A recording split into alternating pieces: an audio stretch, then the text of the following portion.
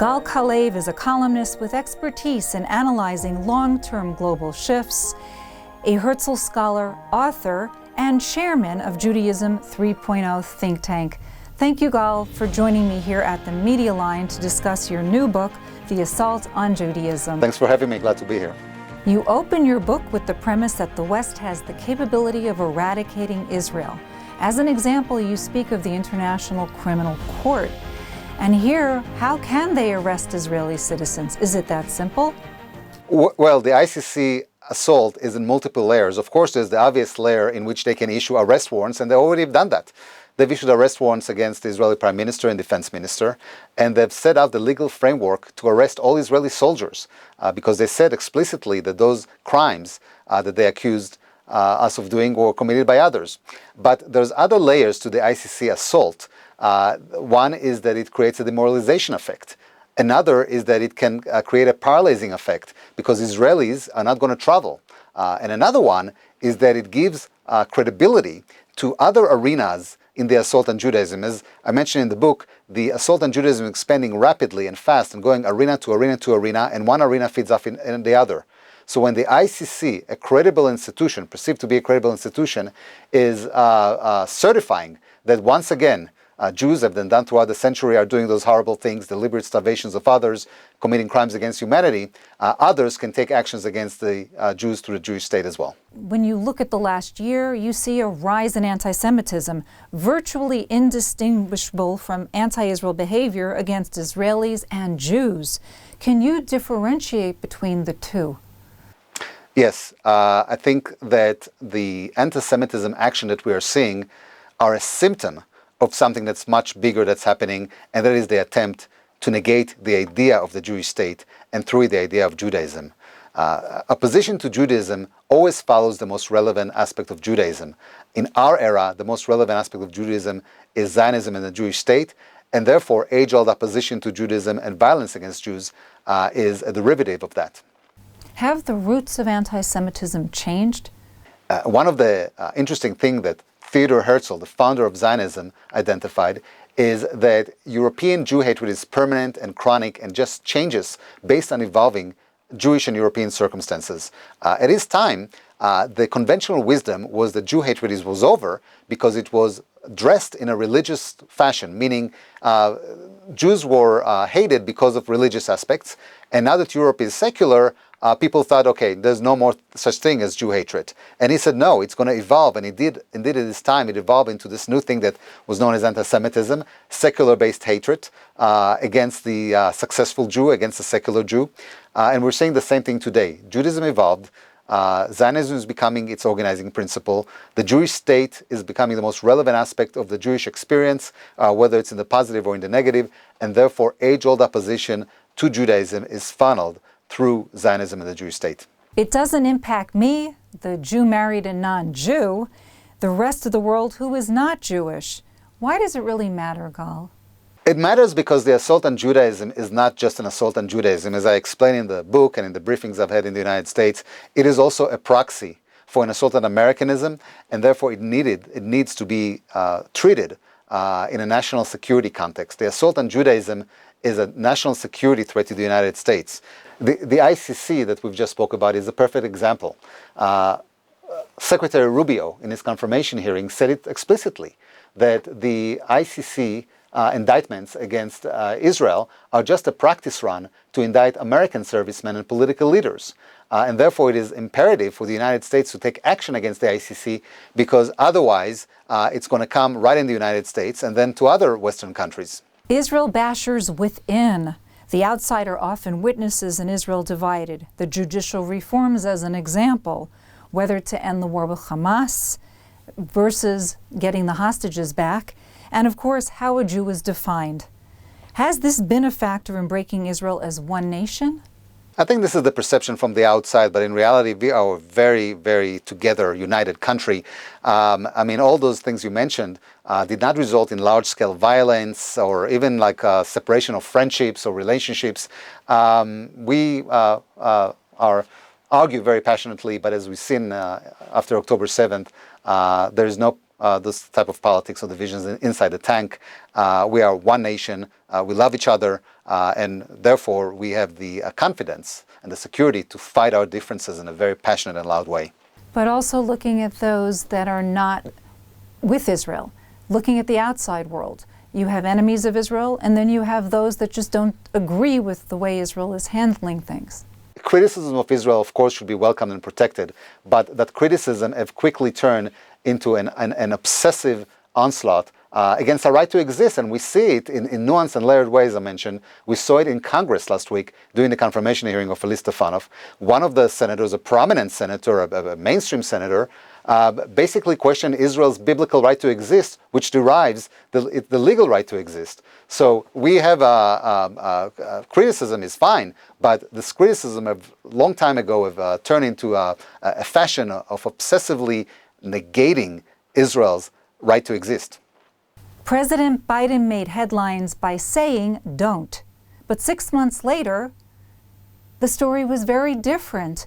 Gal, what was happening, and what does this tell the world? Well, this is exactly what we talked about, that the assault on Judaism from the West is layered and done by friends and foes alike.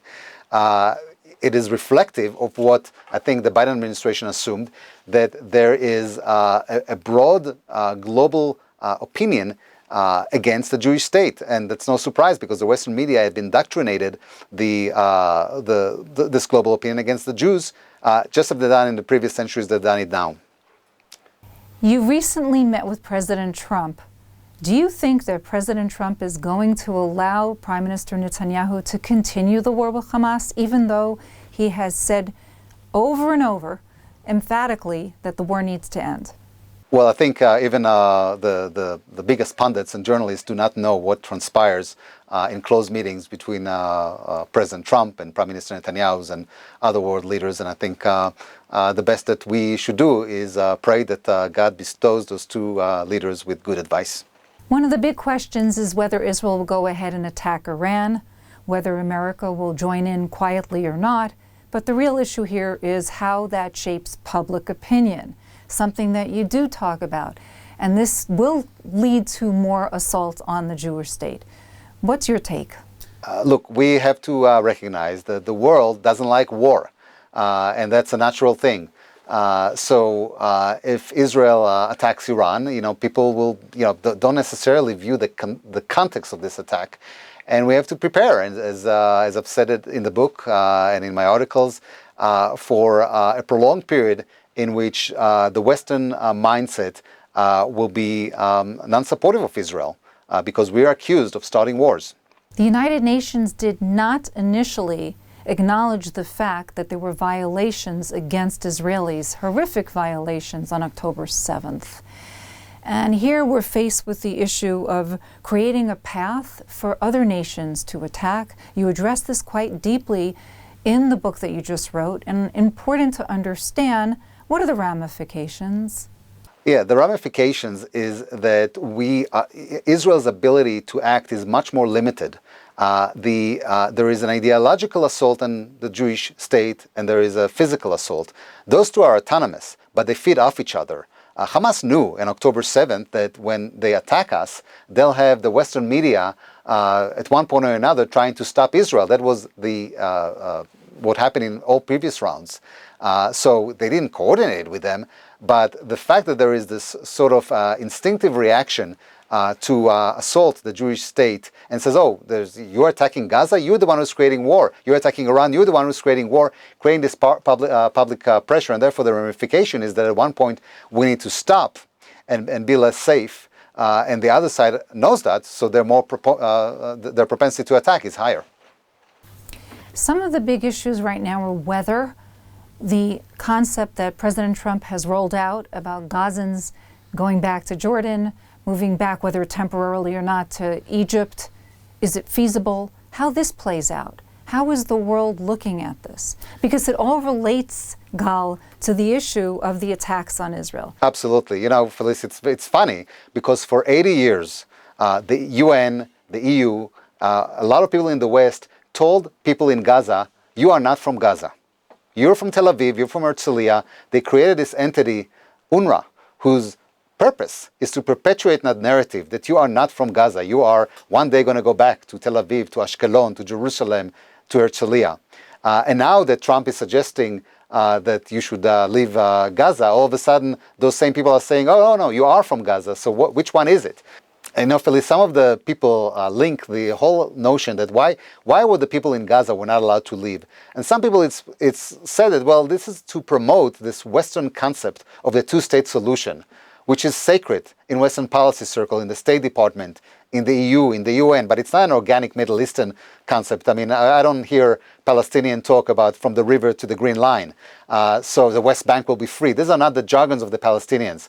And to have a Palestinian state, you need Palestinians. And some people are saying that, well, this is the reason why the West would not allow the Palestinians to leave Gaza, because you're needed there for the two-state solution, for the Western idea of a two-state solution. Which so again, here the Palestinians are an ancillary victim of the Western assault on Judaism.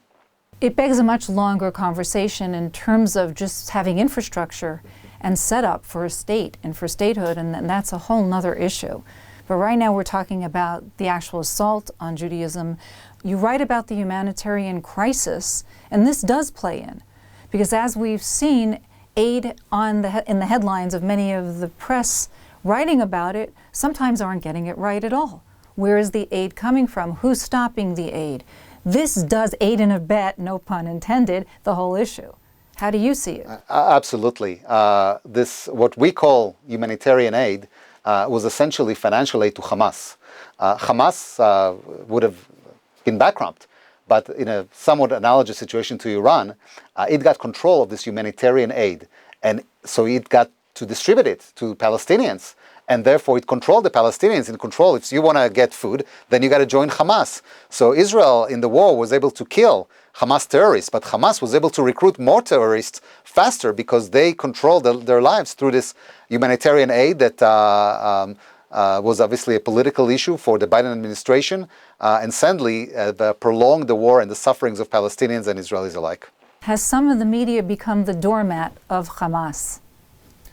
Of course, I mean, but it's not because they want to become the doormat of Hamas. It's because they want to be. They have all those values that I describe in the book that are, such as balanced reporting. So you got to report both sides. So if there's a murder, in a city in America, do you report the side of the murderer and the side of the victim? If 9/11, was that reported in a balanced way?